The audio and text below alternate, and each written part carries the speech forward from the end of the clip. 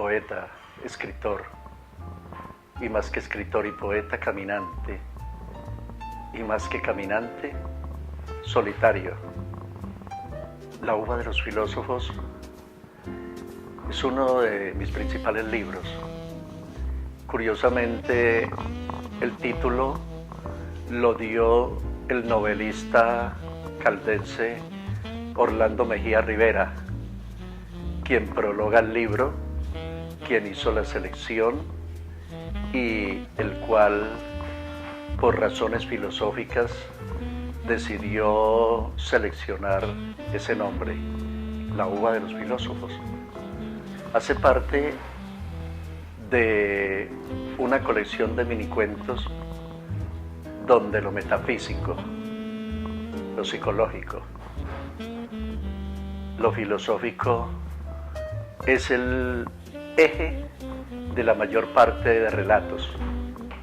Sin embargo, en él podemos encontrar la sexualidad, la muerte, la soledad, la vejez, todo matizado por el absurdo, como ocurre con La uva de los filósofos. La uva de los filósofos es un microrrelato, no creo que tenga más de 300 palabras. Es la introducción del libro. Su origen está en la lectura de uno de mis maestros espirituales, uno de mis guías, uno de los que ha sido influencia esencial en mi vida, en mi obra, en mi manera de vivir. Osho. Leían Osho en las confesiones de Osho, en las memorias de Osho, leía sobre un árbol que se llama el Gulmohar. Es uno de los árboles más fascinantes que existen en India.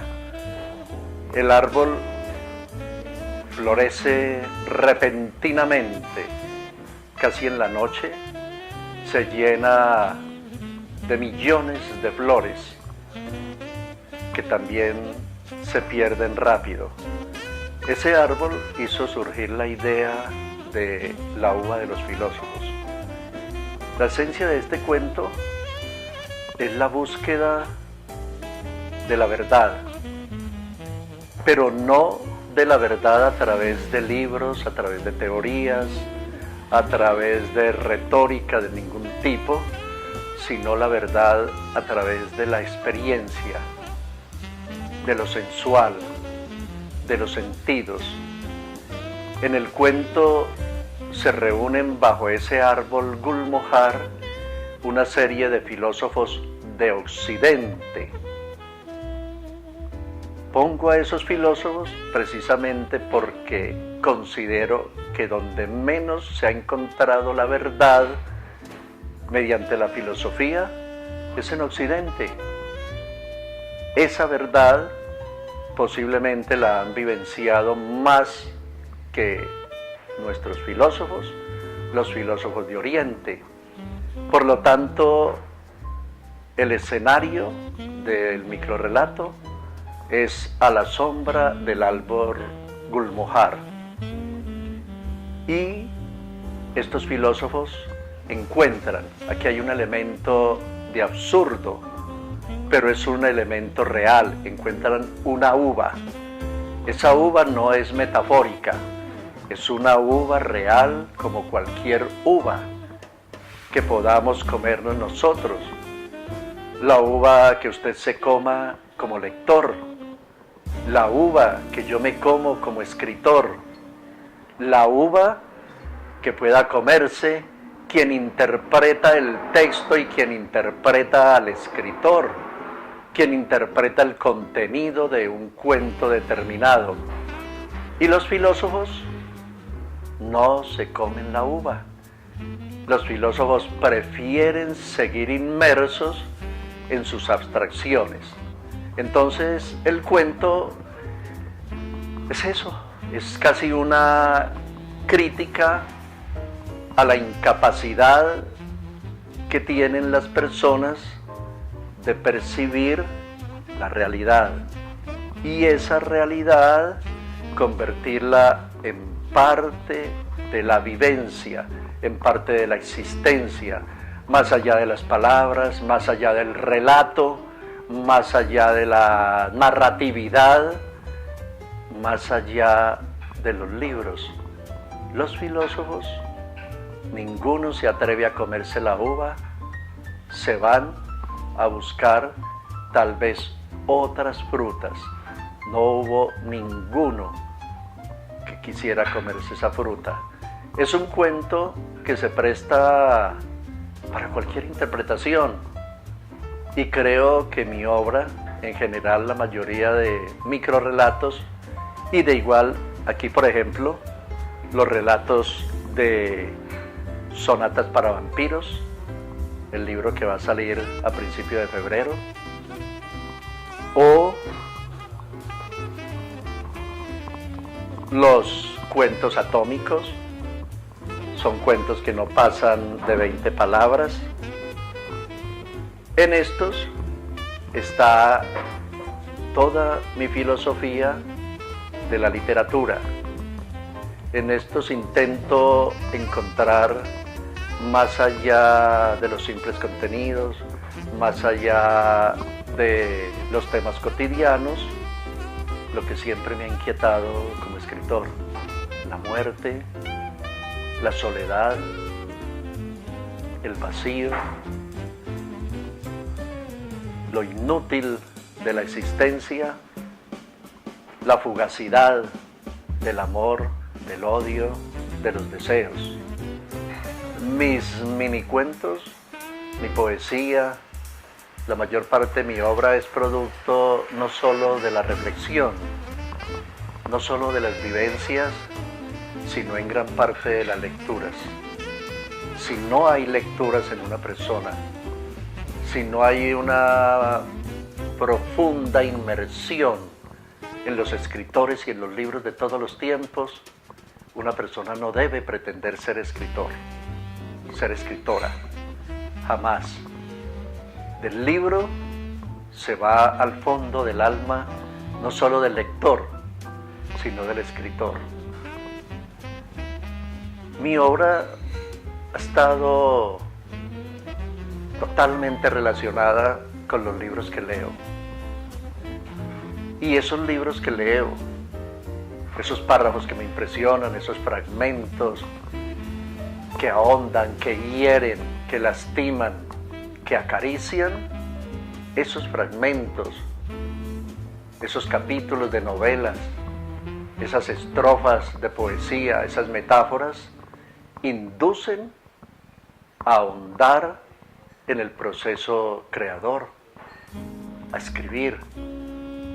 El 90% de mi obra, pienso yo, se lo debo a los libros que he leído, a los autores que me han impresionado, pero no como un simple lector pasivo. Hay que ser activo también con cualquier escritor, con cualquier libro que tengamos en nuestras manos. Eso es lo que ocurre con la uva de los filósofos. Eso es lo que ocurre cuando escribí el cuento. Estaba leyendo un libro del sexo a la superconciencia de Osho, autor del cual tengo en mi biblioteca cerca de 200 libros y que vengo estudiándolo hace más o menos 35, 40 años atrás. Ese cuento, La uva de los filósofos, creo que es adecuado compartirlo ahorita por si se puede complementar con algo de lo que hice. La uva de los filósofos. Tuve una visión. Vi a los filósofos de Occidente desfilar hacia la sombra de un enorme árbol, el árbol Gulmohar. Pero este árbol era mayor que los de su especie y los filósofos caminaban silenciosos. Por primera vez en su vida no discutían, no intentaban convencer a otros de sus ideas y tampoco se atropellaban ni tenían prisa por adelantarse. Llegaron al árbol y sin que faltara espacio para ninguno, se sentaron en círculo junto a una uva madura. La miraron como si allí estuviesen los viñedos del mundo a su disposición. Ninguno alargó la mano para coger esa uva y comérsela. Vi sus miradas, reflejaban tristeza. En mi visión sabía que con uno de ellos que hubiese cogido la uva y la hubiera masticado, todos se habrían embriagado y danzado jubilosos bajo el protector árbol. Pero solo miraban y nada más. Es la respuesta a cuanto se preguntaron. Escuché una voz entre el follaje del árbol. Pronto continuarán su viaje hacia otros árboles y otras frutas, añadió la voz. Y en mi visión miré adelante y vi un bosque sin límites y sin aves, con mucha niebla. Yo me voy en este momento a buscar no solo la uva, sino muchas otras frutas que las montañas del Quindío me dan siempre pródigas. Los lectores, los escritores, los estudiantes de libros y de textos sabrán por dónde deben caminar cuando encuentren una uva, una papaya, una naranja, una guayaba. ¿Sabrán saborearla?